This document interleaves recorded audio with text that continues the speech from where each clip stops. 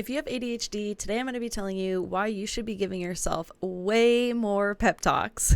You need to be speaking to yourself like a good coach would. And now this is something that is going to take time, but with practice will definitely become easier, especially if you struggle doing things, you struggle with executive dysfunctioning, you struggle with getting off the couch, whatever it is. Learning to give yourself pep talks is a great way to gently and friendly encourage yourself to get stuff done. One of the first things that I really like to remember when it comes to doing hard things and giving myself a pep talk is that I will feel so good when it is done. Something I've been doing recently is if I have a really hard task that I've been pushing off for days and days and days, and like every day I think about this thing and I think about that I need to do it, and I'm like, oh, but I don't want to. Something that I've been doing to try and flip the script is remind myself how good I'm going to feel when I'm done. By being completed with this task, I don't have to think about it anymore. So it's almost like you can bargain with yourself. Do I want to sit down and do this task now? Or do I want to continue to think about this task and take up that brain space for the next 5 to 7 days? Most of the time, the option where I'm thinking about the task and not doing it is actually worse than sitting down and doing a little bit of work on that task. And if you don't have the encouragement to say, I'm going to actually do and complete the task today, set a very small goal. Going to work on this for 5 minutes. And then future me will have 5 minutes less of work to do. And most of the time, when you sit down to work on something, if you decide to just do a little bit, you might, not every time, but you might find yourself doing a lot more than you anticipated, because oftentimes the most difficult part is starting. And if we can reduce the brain energy needed to start by saying, I just have to do 5 minutes, we'll get into that zone, and then you'll actually end up doing more than 5 minutes. And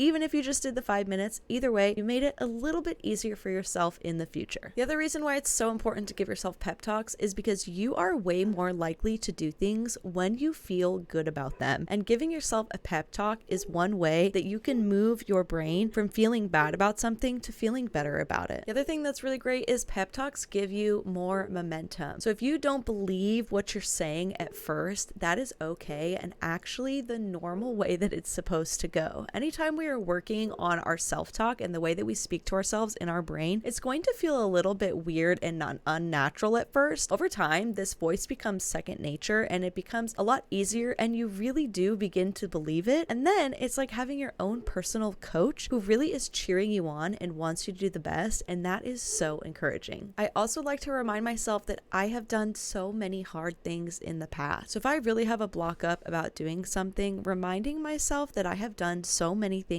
just like this in the past that I thought were so hard and difficult until I did them, and then I felt so good when they were done, can be so helpful for getting started on something that you just don't want to do. Another thing that pep talks are really helpful with is reframing the task. So if you can move from, oh, I don't want to do this, to, okay, how can I at least get started and knock off 5 minutes of this, can be such a helpful way to transition your brain from really a place of non-movement and stagnation into a better, more flow state where you can actually get some stuff done. Last thing I love telling people is that our brains love novelty. So if you can find a way to make your pep talks fun and exciting, do it. Maybe you are doing a pretend voice in your head of an announcer, or you are doing a fun accent, or you are saying it really funny. Any way that you can kind of help your brain get a little bit more dopamine is going to be a way that is more successful for you. Lastly, it's super important to remember that these are not 100% foolproof. There will be times where this does not work, and that is okay. If you are having a rough go at it, or it's just been a difficult time, or maybe you are lower energy, these things might not be able to get you from 0 to 100, but it might get you from 0 to 5 or 10%. And doing a little bit of something is always better than doing nothing at all. Remember, next time you are struggling to get started, try giving yourself a pep talk and see how it goes. And remember